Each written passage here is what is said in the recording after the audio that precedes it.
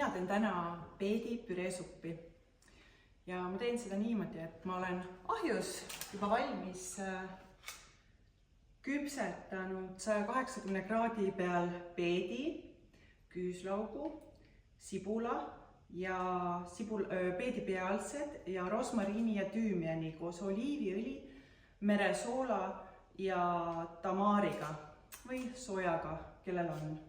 Selle ma olen juba valmis teinud ja siis oleme aurutanud ära peedi ja selleri ja porgandi.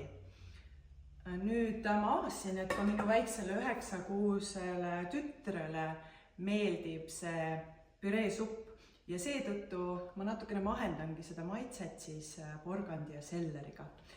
Ja siis sellest valemist siin ei puudu ka see taimne fetajuust ja sa võid kasutada ka lambafetat või oma maitse järgi ka piimafetat, kui sul soovi on.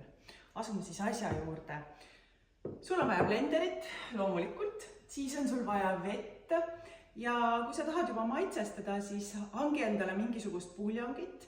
See võib olla ka loomapuljong, näiteks see võib olla kalapuljong, see võib olla kanapuljong, aga ka taimne puljong, värmivaba näiteks, miks mitte mingisugune ökopoodidest ostetud.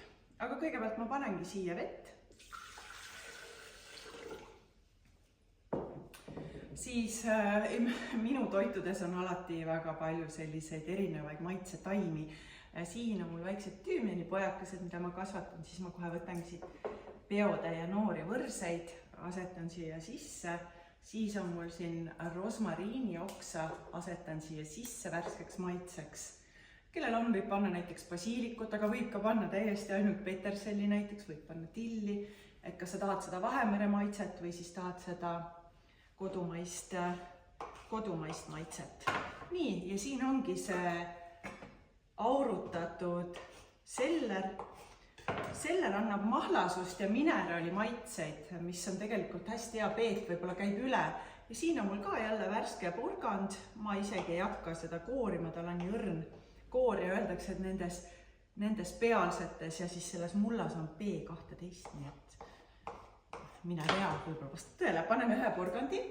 No siis on mul nende pealsetega siin keedetud ära noor peet.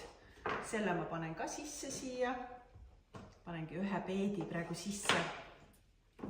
Ja siin on mul siis ahjus küpsetatud asjad.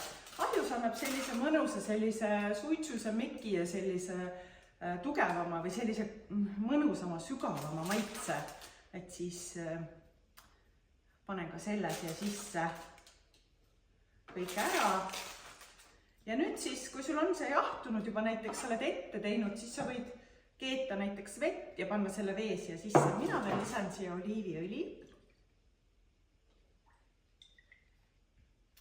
Ja nüüd siis on fetajuustu aeg.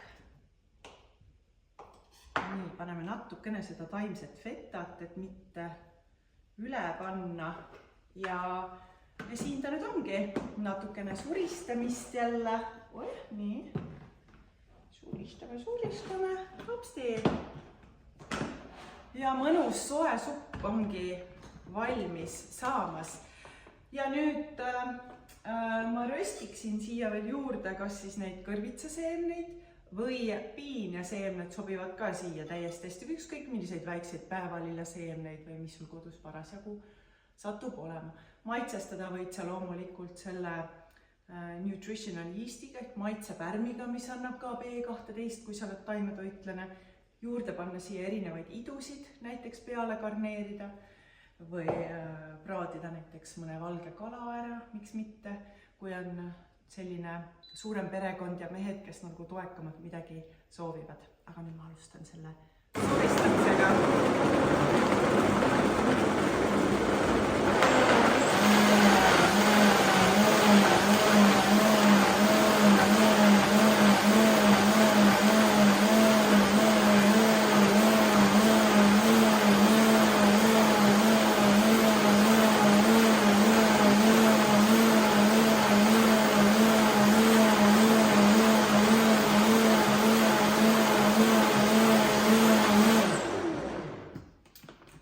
Ja selline see supp ongi, mis nüüd valmis sai.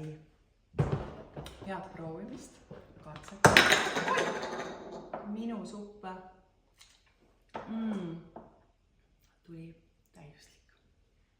Ja proovimist ja toredat sellist värvilist kevade ootust. Aitäh!